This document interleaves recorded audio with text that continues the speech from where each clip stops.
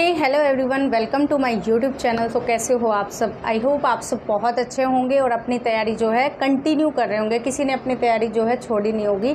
DSSS के लिए जो हम जो है अपनी सीरीज़ स्टार्ट कर रखी हमने, तो आप जो है अपनी तैयारी बहुत अच्छे से कर रहे होंगे।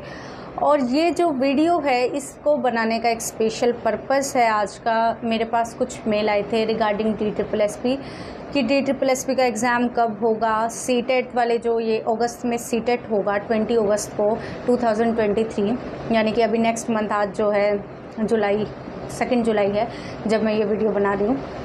वो वाले बच्चे जो हैं ये एग्ज़ाम दे पाएंगे DSSS के या नहीं दे पाएंगे, एज क्या होगी। तो ये कुछ क्वेश्चंस थे आपके, इनका जो है आंसर मैं अभी आपका इस वीडियो में दूंगी। और बेस्ट बुक कौन सी होंगी DSSS के लिए उसका भी, जो मेन क्वेश्चन मेरे पास आया था बेस्ट बुक का और PYQ को लेकर मेल आया था कि आप PYQ दो और जो है बुक आप जो है बुक बताओ कौन सी अच्छी रहेगी। तो ये सब हम डिस्कस करते हैं वन बाय वन। देखो, फर्स्ट है आपका सीटेट को लेके। तो आपको पता है कि पेपर 1 क्लियर होना चाहिए अगर आप PRT के लिए एग्ज़ाम देते हैं। पेपर 2 क्लियर होना चाहिए अगर आप जो है TGT के लिए अपीयर होते हैं। और पेपर 3 जो है नहीं होता है यहाँ पे, सिर्फ वो जो है HTET में होता है हरियाणा स्टेट के अंदर। तो यहाँ पर इसका मतलब अगर आप PGT के लिए अप्लाई करते हैं तो आपको सीटेट की ज़रूरत नहीं है। तो आपके पास जो है क्वेश्चन मेन बनता है। तो फर्स्ट थिंग तो ये है कि अगर आपका देखो सीटेट का जो एग्ज़ाम है वो 20 अगस्त का, वो तो कंफर्म है।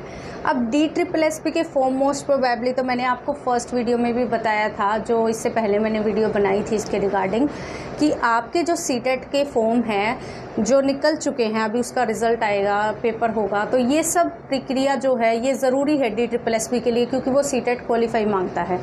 तो आप ये मान के चलो कि अगस्त के बाद ही निकलेंगे फॉर्म, मोस्ट प्रोबेबली ऐसा ही होता है। लेकिन अगर इन केस आपके पहले निकल जाते हैं तो उस केस में क्या होगा कि आप अपीयरिंग में होंगे सीटेट के, तो आप ये फॉर्म भर सकते हो। ठीक है, अगर आपका सिलेक्शन हो जाता है इसके अंदर तो लास्ट में DV के टाइम पे आपका सीटेट जो है वो क्वालिफाई देखा जाएगा, तो आप बेझिझक होके इस फॉर्म को भर सकते हैं। फर्स्ट क्वेरी आपकी सॉर्ट आउट हो गई होगी आई थिंक। ठीक है, और जो 11th-12th वाले हैं PGT के लिए अपीयर हो रहे हैं, उन्हें सीटेट चाहिए नहीं तो वो तो आराम से भरे। मास्टर्स कंप्लीट होनी चाहिए उनके। ठीक है, मास्टर्स कंप्लीट मांगते हैं। उसके बाद जो है नेक्स्ट क्वेरी ये थी कि आपके पास जो है BEd वाले PRT का एग्ज़ाम दे सकते हैं या नहीं दे सकते। तो भाई लास्ट टाइम भी BEd वालों ने PRT का एग्ज़ाम दिया था और अभी भी जो है BEd वाले PRT का एग्ज़ाम दे सकते हैं, क्योंकि जो केस गया हुआ है कोर्ट के अंदर BEd को लेकर PRT के एग्ज़ाम में, उसको तो पता नहीं कब उसका रिजल्ट आएगा, कब सुनवाई होगी, कब क्या होगा। तो इतने तो यही मान के चलो कि BEd वाले एग्ज़ाम दे सकते हैं, तो आप भर सकते हो ये भी फॉर्म। तो सेकेंड क्वेरी भी आपकी रिजॉल्व होगी आई थिंक। ठीक है, नेक्स्ट है आपकी एज को लेके। तो देखो TGT के लिए PGT के लिए जो है PGT के लिए एज आपकी जो है 30 कर दी गई है, आपको पता है। तो अभी देखो अभी तक तो 30 मान के चलो। अगर ऑफिशियल नोटिस कुछ और आता है, लास्ट टाइम पे जो है सर्कुलर आता है, तो वो तो देखो नोटिफिकेशन में ही आपको पता लगेगा।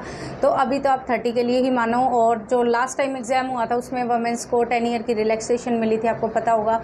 तो वो तो आपको रिलैक्सेशन मिल जाएगी, TGT में मिली थी तो वो आपको मिल जाएगी TGT में। तो PGT के लिए अभी जो है सर्कुलर आएगा, तो इतने किसी चीज़ पे विश्वास मत करो। आप जो है अपनी तैयारी पे ध्यान दो, क्योंकि एग्ज़ाम जब होगा ना, नोटिफिकेशन आते ही 1-1.5 महीने में फॉर्म भर के जो है इसका एग्ज़ाम हो जाता है। ज़्यादा टाइम नहीं खींचता DSSS भी, क्योंकि बहुत ही बढ़िया नौकरी है, तो इतना टाइम देता ही नहीं है किसी को। और एक और आपकी क्वेरी है बुक्स को लेकर। तो देखो बुक्स, मैं खुद अपना एक्सपीरियंस बताऊँ तो DSSS का, बुक्स अगर आप कोई भी खरीदोगे ना, मेरे पास भी एक बुक रखी है, मैं आपको दिखाई देती हूँ।